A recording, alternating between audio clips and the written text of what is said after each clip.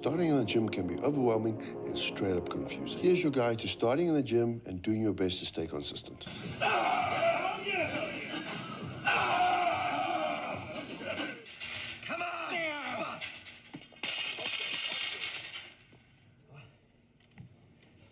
Congratulations.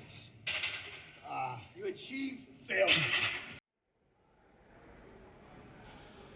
Since the COVID-19 pandemic, the fitness industry has transformed.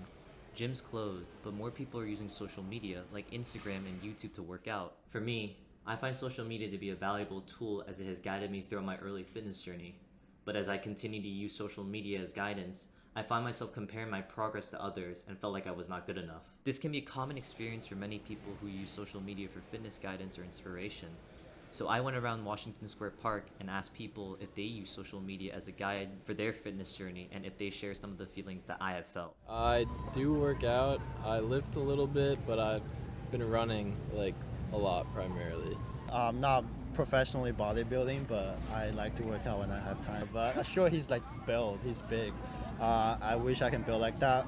But honestly, like it's a great source of inspiration. But I wouldn't say it's making me like insecure. It's kind of unnatural with their bodybuilding, like with all those like testosterone and stuff. Yeah. I don't want to be like them, but it's cool to follow. I think if you go on Instagram, like you'll see a bunch of like huge dudes and that's sort of like the norm. For me, I feel like I'm watching it to like get tips on how to improve. So for me, it's probably been like a net positive. Social media in general can be a bit like toxic for your mental health. So I try to stay out of that. According to a 2017 study, despite the overall use of performance-enhancing drugs has decreased, it was found that the use of steroids and growth hormones have actually increased within the adolescent population. Yeah, like that is a huge issue in the fitness industry today, that like people's perception of what is attainable naturally is so skewed, and it's just very messed up. Like people will look at somebody who's probably ran like 5+ cycles in their lifetime and they think that's a naturally attainable physique.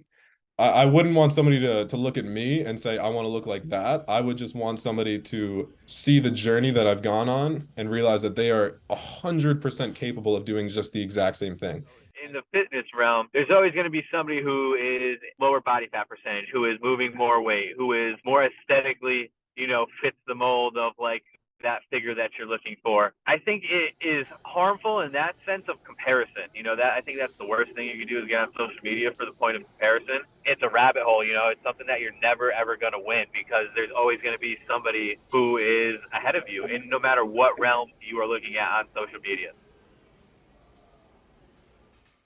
I just ask myself, the same sort of like 5 questions when I'm posting something, which is like, is this going to add value to somebody? Is this going to be entertaining? Is this going to be worth their attention? Is it going to grab their attention? Am I proud of what I'm putting out there? Would I be proud to show this to my family, to my friends? The last question that I always ask myself is, when I was starting out in the gym, would I have wanted or needed to see this? You got to be aware of who is providing the content that you're absorbing, and it has to come from a credible source, obviously.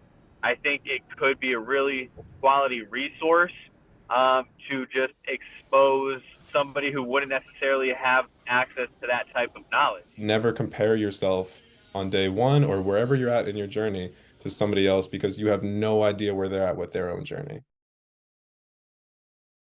After speaking to Brent Christoph, I think the main advice is to always be aware of what type of fitness content we're consuming on social media, whether it is for inspiration or guidance. It's unrealistic to compare yourself to others, and it's important to remember that everyone's fitness journey is unique. I now feel a lot more motivated and inspired to continue my own fitness journey while making sure that I enjoy every step of the way. In New York City, I'm Anthony Lowe for Cooper Squared. Thank you for watching.